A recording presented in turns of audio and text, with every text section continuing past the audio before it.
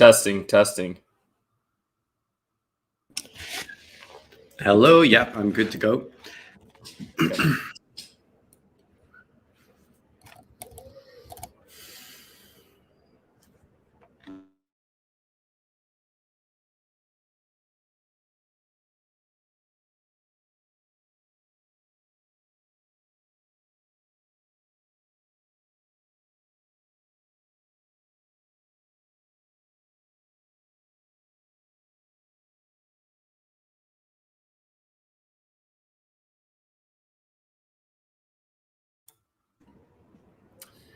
Hi, everyone. I'm Chris Sinke, the Chief Business Officer of BITTREX Global, and I'm the host of our video AMA today, even though we are doing this audio only. We're still live on the internet today. And we are featuring MARS4. Our guest is Ethan Earthling. He is the Chief Financial Officer of MARS4. And I just want to, Ethan, give you a warm welcome. Welcome to the AMA. And thanks for joining us today. Thank you very much, Chris. It's great to be here today and delighted to have a conversation with the BITTREX community. Yeah, we are too. We are excited about the partnership with MARS4, and I think we're ready to learn more about the token and NFTs. Awesome stuff. So for today, we went ahead and sourced questions from our community, as we do for every AMA. And the broader crypto community in general. And I'll kind of run through that list of questions and also go off script where I have questions where I might want to dive a little bit deeper on something that I think our audience would be interested in learning about. And I think we're going to get into the metaverse today, which is exciting. So, but to start off, I think we'd all like to hear a little bit about your team and the MARS4 story. Yeah, sure, absolutely. So I'm delighted to share a little bit about myself, about the other team members, and how this idea for MARS4 came to fruition. So just a quick introduction to myself. So I'm Ethan. I'm the Chief Revenue Officer here at MARS4. So I'm coming from a background from about 10 years in the tech space, similar to yourself, Chris. I worked at LinkedIn for many years, both in Europe and Dubai, then worked at Salesforce. And during this time, I started investing around 2016, first in Ethereum, then in Bitcoin, and then really fell down the rabbit hole during the last market cycle, started investing heavily, angel investing, seed investing, advising projects.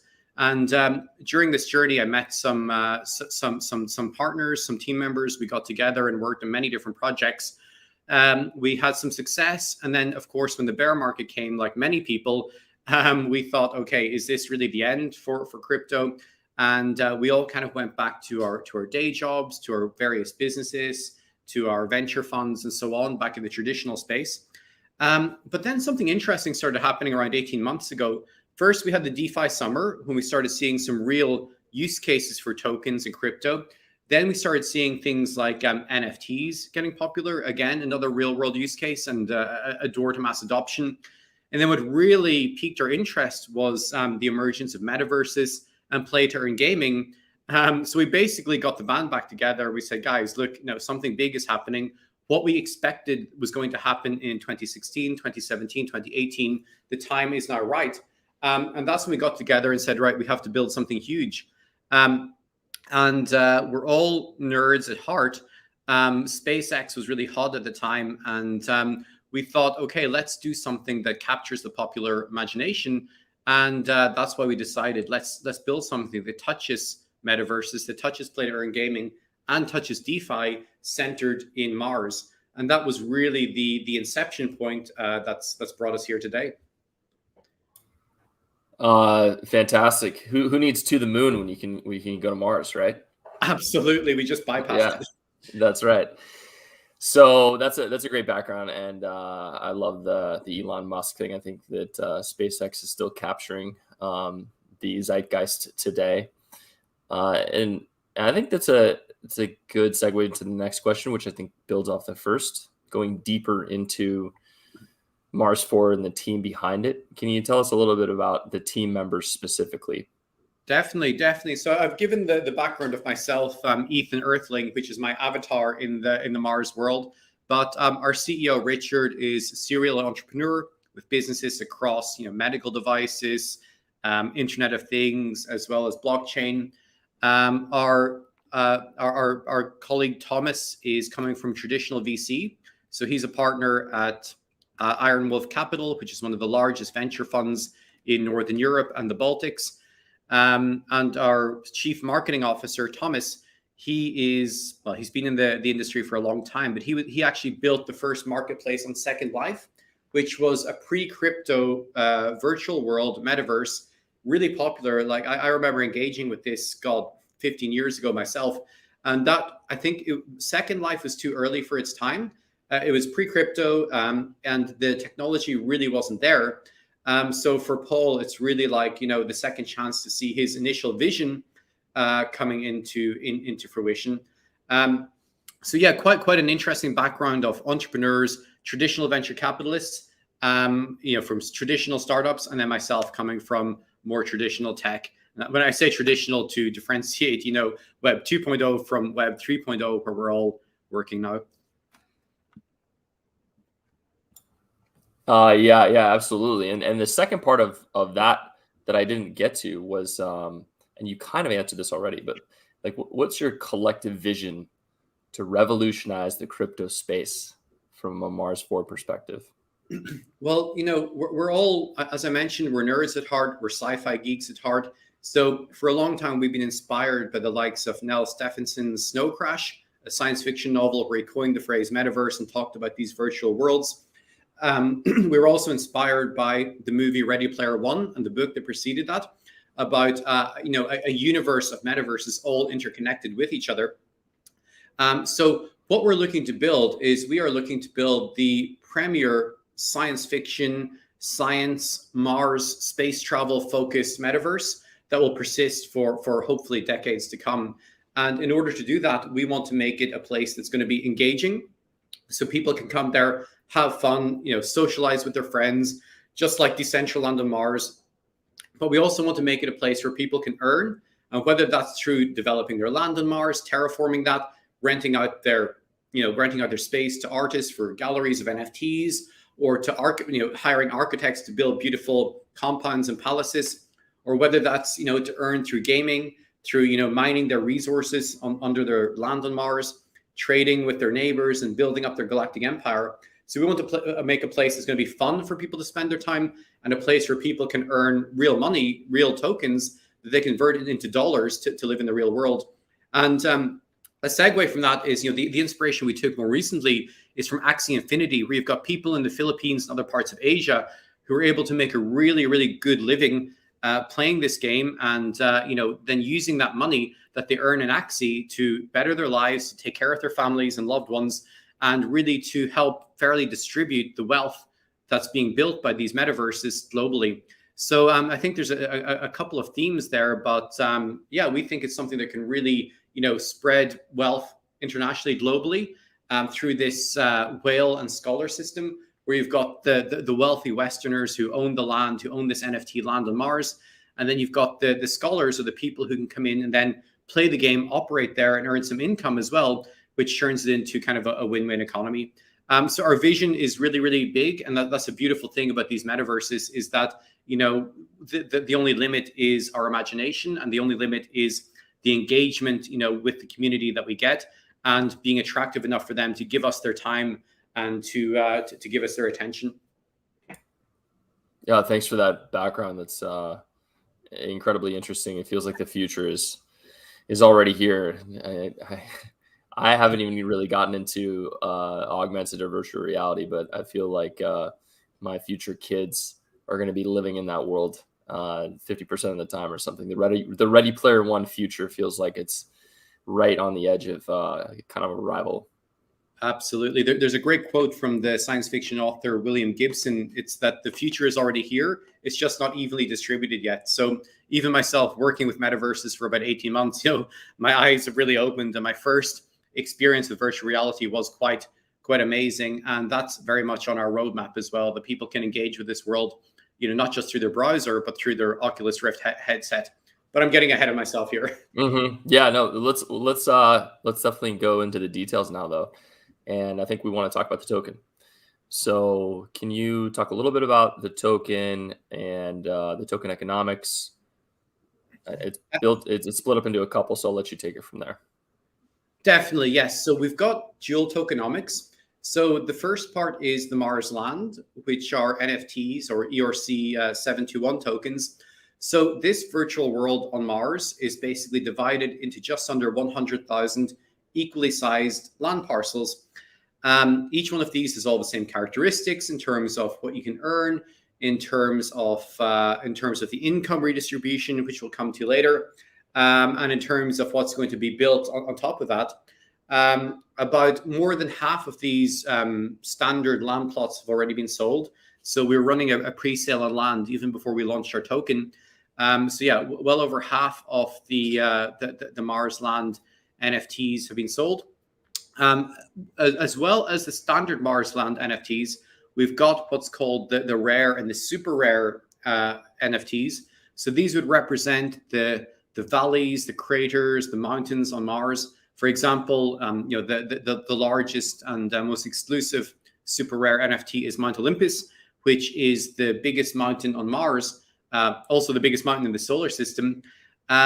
We haven't actually started selling these rares and super rares. These are going to be sold, in cooperation with auction houses, the likes of Christie's and Sotheby's Digital, and some other partners. We did sell one as a test.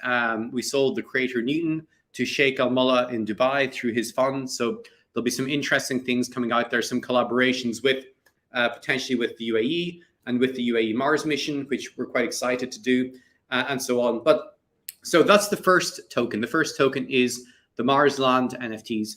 The second token is the Mars dollar. So this is a standard ERC20 token, and this is going to be the currency of our virtual world. So the Mars tokens will play a key role in the transaction processes. Every transaction within our metaverse is going to incorporate the Mars dollar. So it's basically going to be like if you went to Mars, in 100 years and colonized it, they would have their own currency. So this is that currency. And what we've built into that is almost like a tax, almost like a transaction fee. So each time that a user performs a transaction using the Mars dollar within the metaverse, within our game, within our virtual world, within our e-commerce there, a percentage of that is going to be redistributed to the NFT holders and a portion to liquidity and staking. So basically 2% of the value from every transaction within the game is going to be redistributed to the Mars Land holders.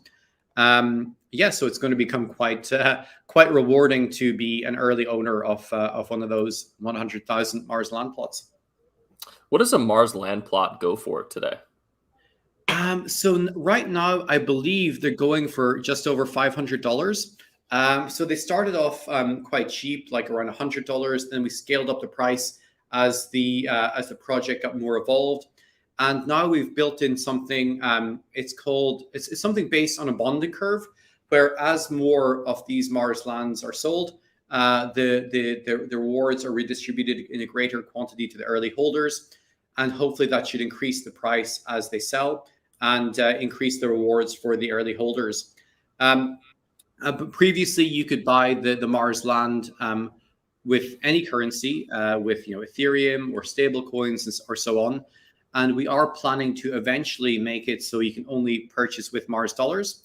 But for now, people are still able to come to our website, go to the click Explore, go to the virtual world. And what that will do is it'll pull up a 3D map of a virtual Mars, which is actually based on real data from NASA and other space agencies.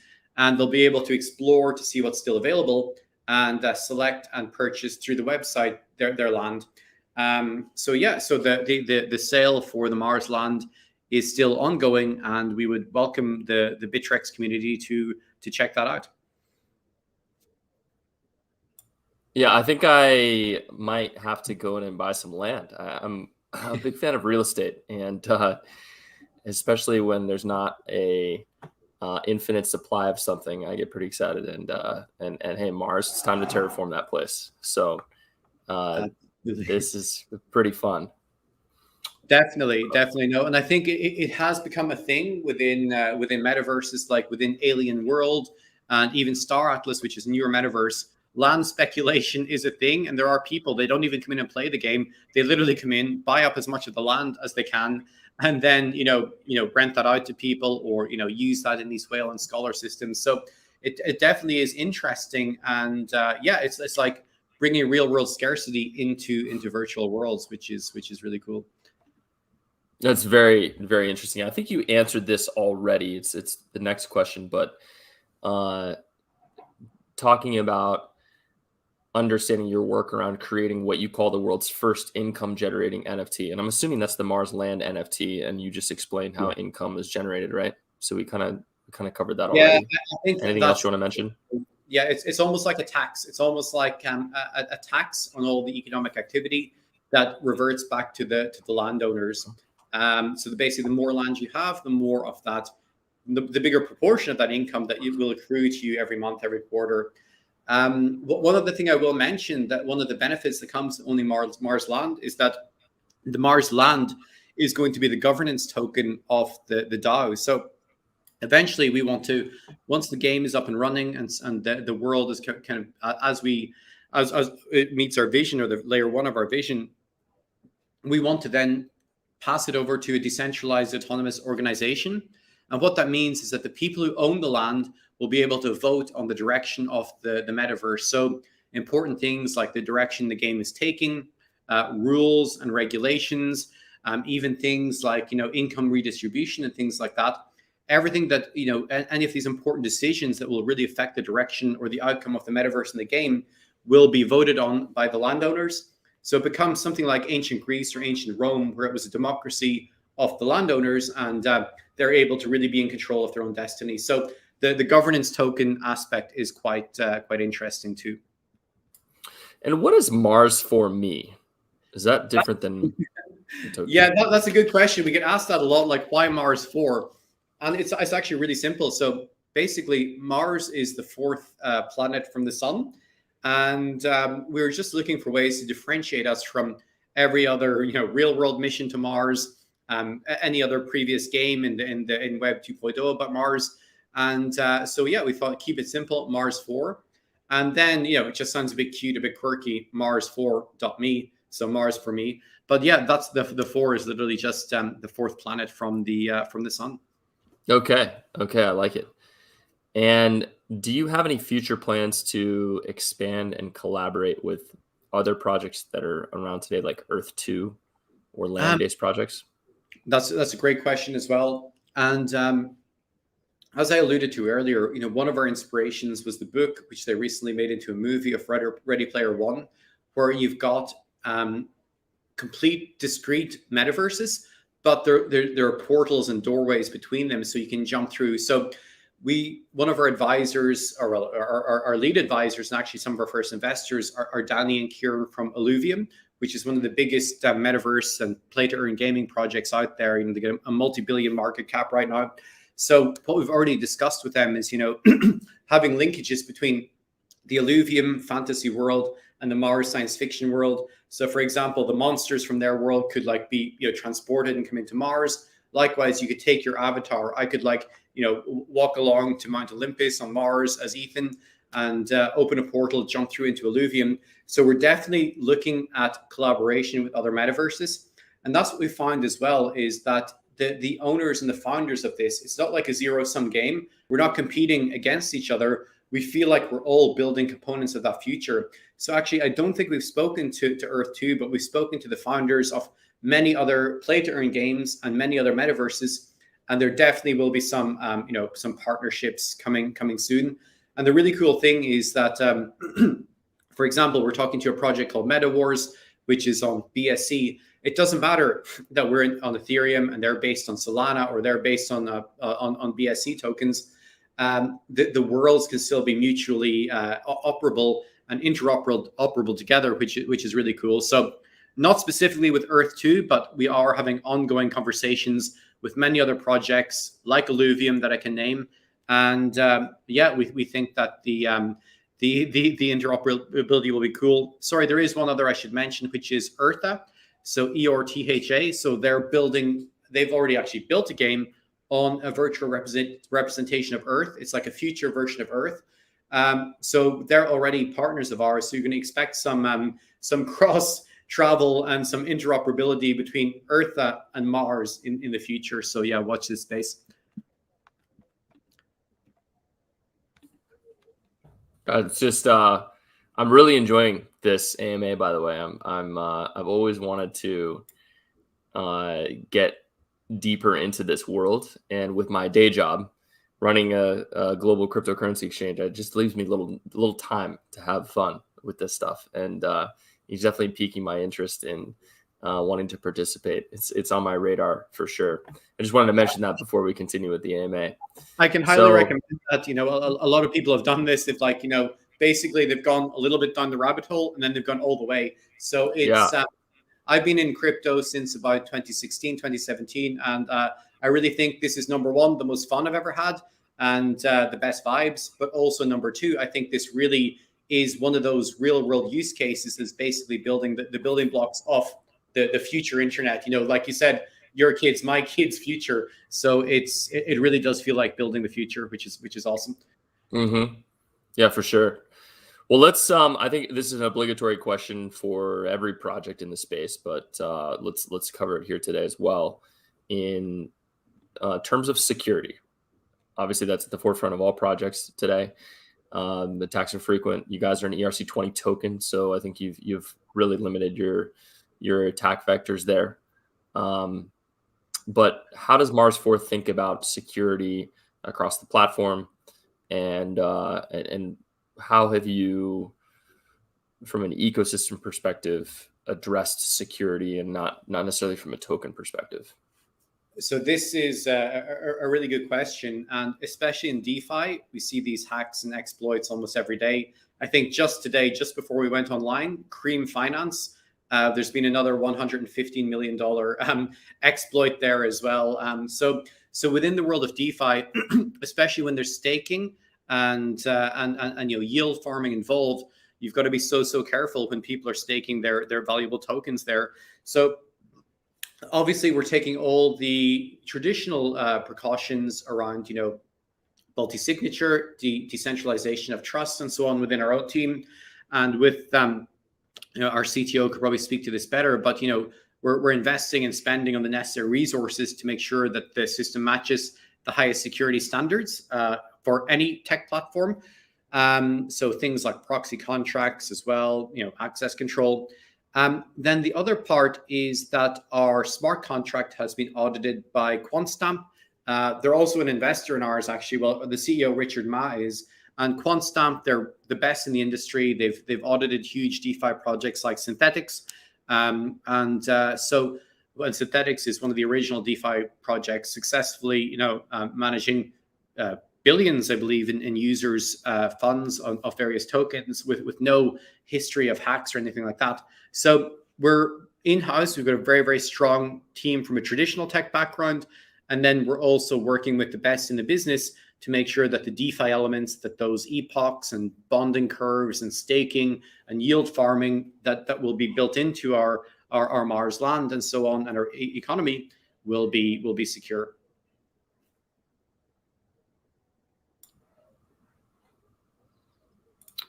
And I was listening and reading at the same time. Yeah, no worries. It's great that you guys have covered that from an audit perspective. For those of you who don't know, on the AMA, QuantStamp is one of the foremost experts in this space and one of the trusted leaders in this space. And it's actually a token we've worked with extensively in the past as well. So you definitely have the stamp of approval from our perspective when it comes to the security work you guys have done. Definitely. And one segue from that is that so Kieran Morwick from Alluvium, his brother is actually the founder of Synthetics. So we were quite lucky from an early stage to be kind of having advisors on our board of advisors who are, you know, really making sure that we went in the best possible direction in terms of security and doing things in the best possible fashion from an early stage. So yeah, we were quite fortunate with our advisors and early investors who helped us out there. Well, let's now that we've got security covered, check, right? Which is great. It's important to go over that and discuss it and make sure that things are done the right way. From that perspective, let's go into the more fun stuff. From my perspective, at least, as I'm a business guy, is the market segment that you're going after, the customers that you are targeting, as well as the industry, your competitors, and so if you could address who your target market is. That's question one. And then question two is like, what does the competitive landscape look like for you, and how do you view that? Definitely. So, so I guess you could say the total addressable market for us is divided into a few different segments. One would be traditional crypto investors who are always jumping around looking for the next best thing, whether that's the degens who invest in DeFi to maximize their yield, or people who are investing in play to earn and metaverses because it's hot, not necessarily because they believe in it. So that will be one, and I believe we tick the box for that demographic with our yield farming and staking that we've taken from advisors who are close to the likes of Synthetics and various other projects and Illuvium that have done this very, very well. The second demographic would be gamers. And what we're finding with this generation of gamers is there's a strong overlap between people who are into gaming and people who are into crypto. And I know that people tried to do this in the last market cycle around 2017, 2018, and just, neither side was ready yet for that crossover. So that crossover, these crossover people who are just into gaming, into the competitive nature, and if they can earn from that, that's great.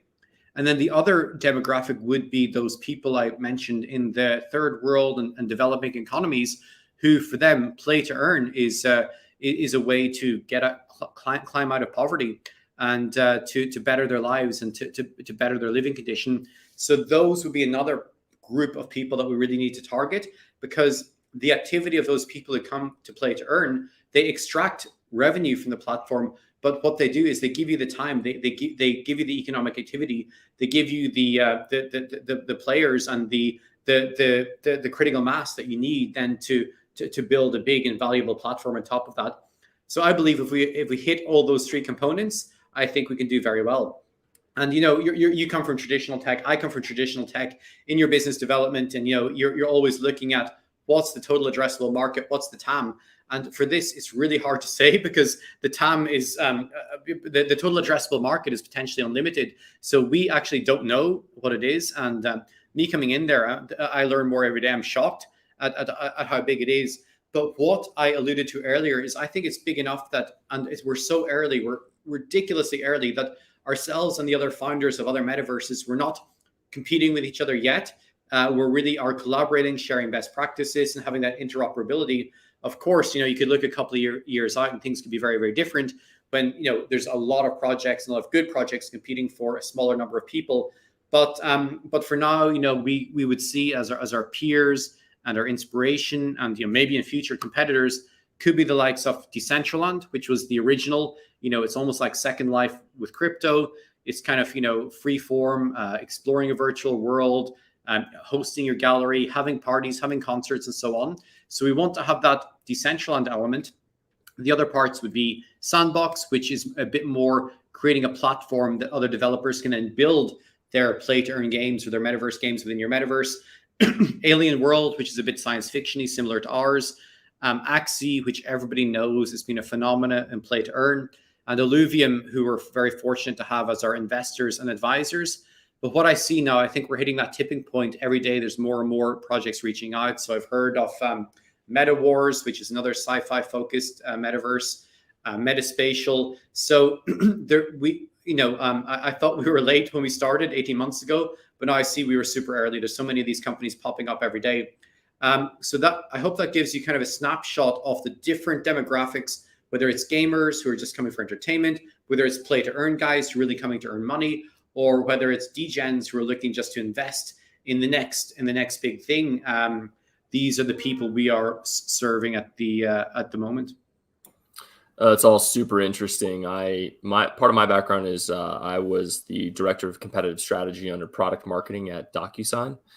And one of the questions we'd get all the time was around total addressable market. Tell us what your TAM is. Tell us what your TAM is. And Yeah, eventually, after studying it and trying to tease out a specific TAM number by modeling something into the future, I just threw up my hands. I was like, "There's no TAM because there's no TAM in innovation because culture adoption of new technology can blow TAM out of the water. Like whatever you think it is, this isn't a capacity problem like in construction. Like what's the total addressable market if we were to sell this new type of wood? I mean, you could model that and get to a pretty reasonable pinpoint answer and add some sort of growth rate, and it would make sense. But when you're talking about the potential change for how people interact with the world around them, it's just impossible, right? So I hate it when people push on what's the TAM, because it really depends on how the global population adopts the metaverse, right? And we don't know yet. So I think it's incredibly exciting to be in your position, I would think, with not knowing what's going to happen, and you and all these competitors sort of chasing mind share, as well as trying to build something that people are going to really incorporate into part of their lifestyle. And it's going to be exciting to see what happens. Definitely, So, and we're at the cusp of one of those complete paradigm shifts. And I I'm coming from LinkedIn, Salesforce. I have friends who worked at DocuSign, and for them, when the pandemic hit, DocuSign went absolutely crazy. It was like yep, everybody in the world who signs any paper contract is a potential customer. So it was one of exactly. those things that just it was the right place at the right time. So I think when you find one of those. That's the kind of market you want to be in, right? Where you cannot pinpoint the TAM, because every human in the world, or every business, or every whatever is a potential customer. So I definitely think there's some similarities there in the exponential nature of this market. Mm-hmm. Yeah, I mean, you nailed exactly what I was trying to say. And speaking of something else you mentioned too, which is related to my next question. When it comes to yield farming, can you talk a little bit about how that's going to work and then when that's coming? Definitely. So right now, so we did our first listing on with SushiSwap. So we used their launchpad, which is Miso. Now we're trading on SushiSwap, and what we're opening up right now is their on-send staking program. So people can go there with their Mars tokens. They can stake that, and they can earn a yield in Mars dollars. So even if they don't touch the Mars Land NFT right now, there's various ways to stake their Mars dollars, their Mars tokens, and earn a yield on that. So that's one part. Then the other part is we're building out our kind of in-house staking or liquidity mining with the Mars land, where they're going to earn a yield there as well. So I shouldn't be calling out another exchange here, but it's completely different. I think centralized exchanges, decentralized exchanges. So for now, it's going to be with Onsen on Sushi, and then eventually we're going to have more in-world in-house staking programs just to suck up some of that liquidity and to reduce the sell pressure as well. Yeah, that makes sense. And I think that's something that our community is always interested in, right? How can they earn? And yield farming is one of those things that is definitely going to drive the interest of at least one of your target demographics.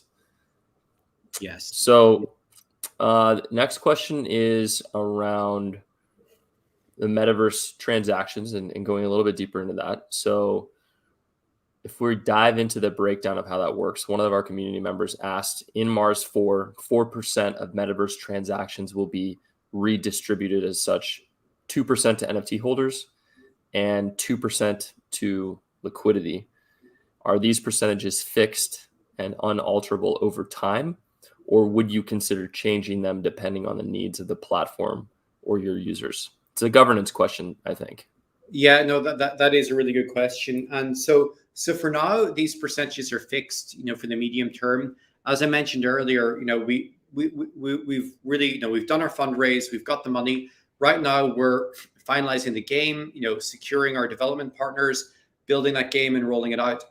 But when we've got the virtual world, this decentralized on Mars plus a really, interactive and immersive and lucrative game, play to earn game there.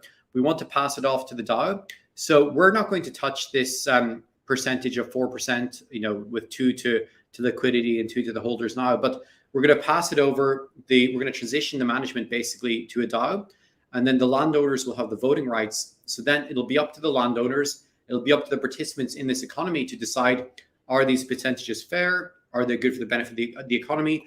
And when the game's up and running and live, there could be a lot of different factors that we can't even foresee now. So for example, by reducing the fees, they might increase the velocity of transactions, or by increasing them, they might reward themselves. So it's quite exciting as well, as you mentioned, to have this kind of governance where eventually the founding team will basically hand off, pass it over, and we'll see where the real stakeholders of the game, who are the landowners and the players, will take us, and where they'll take the fees. All right. It's a good answer to the governance. I like that you're transitioning it to a decentralization format. And I think that's just great for the ecosystem long term to be in that kind of a structure. Governance is something that I've seen just kill the viability of projects over the years. And when they get that wrong, it's disastrous. When they get it right, it's an incredible driver of growth. And just one last point on that, again, Sure. We're quite fortunate to have our advisors and investors who are, participating in many of these DeFi DAOs where their voting and input can have $1 million decisions, even voting on security and things like that to avoid these hacks and so on. We also have experience of people who have been on the board of Decentraland and other games. So we understand that it's no light matter, this governance issue, but we will definitely listen to the best minds in the business before we do that transition. All right. And speaking of transitions, let's transition again to the terraforming of Mars. Oh, yes. So this is the question, and this is new territory for me. No pun intended. The terraforming of Mars, or the terraformation of Mars, is a hypothetical procedure that would consist of a planetary engineering project or concurrent projects to transform the planet from one of hostility to one of terrestrial life. But how will MARS4 go about terraforming it? I think this question is worded a little bit fucking, but is terraforming even a thing on MARS4? I don't know. This is just the structure of the question. So any background you can add to that would be great. So it absolutely is going to be. So what we want to do is we want to kind of replicate what would happen if humans did go to Mars, whether that's 20 years, 50 years, or 100 years, and start that process of making it more habitable. But we're going to make it so each landowner is free to choose what he does with his own land, right? So some people may not want to. They might want to keep it a beautiful barren desert. Other people will want to do that. And then in order to do that, they're going to have to use Mars dollars to buy those items, to build, to construct. They'll also be able to do things like mine resources under their land, sell those resources. Some of those resources will be required for actual building. And then some people have a surplus of, let's say, some people have a surplus of iron ore. They can trade with people who have more water or more oxygen and so on in order to build that out. So yeah, it very much will be a goal and a capability. And but again, we're going to leave it up to every individual. But I should note, or kind of hint at the fact that terraforming and developing your land is going to be related to the play to earn component as well. So some of the games viewers might know could be the likes of Fallout Shelter or SimCity, where you're really kind of developing your own little civilization. So yeah, it's going to be possible, and there's going to be mining elements there, and there's also going to be trade elements, and it's all going to be built into the play to earn functionality. Very exciting. Very exciting. Well, I think this would be like the last major question I think we have today. Okay. And it's a high level one about the future. I think you've answered this sporadically throughout the AMA today, but just to summarize, what would you say the legacy is that you want Mars4 to leave behind for the crypto world? I think that's it. So basically, we want to leave behind a virtual world, a persistent metaverse that's completely governed and operated by its landowners, by those governance Mars Land NFT owners. That's going to be fun to play in. That's going to be fun to earn in. And the people can have real interactions there at a place where people really want to spend time. And yeah, I think we've touched on how we think that the dual tokenomics mechanism and those incentives to hold the land and the transaction fees should lay the foundations for that. And then also we're at layer 1 now, or maybe even layer 0. So the layers want to build on top of that, where first it's a browser interactive game, then it's a 3D game. And then ultimately, I want it to be a place where you can slip on your virtual reality headset, go and explore your land, check on the progress of your terraforming and your construction, go into the city, interact with people, have a drink, do some trade. All these kind of components, all those kind of economic things that you do in the real world, to be able to do that in a lifelike setting. And that's some ways away, and a lot of development dollars have to be invested into that. But yeah, we want it to be, an almost real virtual Mars where you can play, where you can earn, and where you can let your imagination run wild.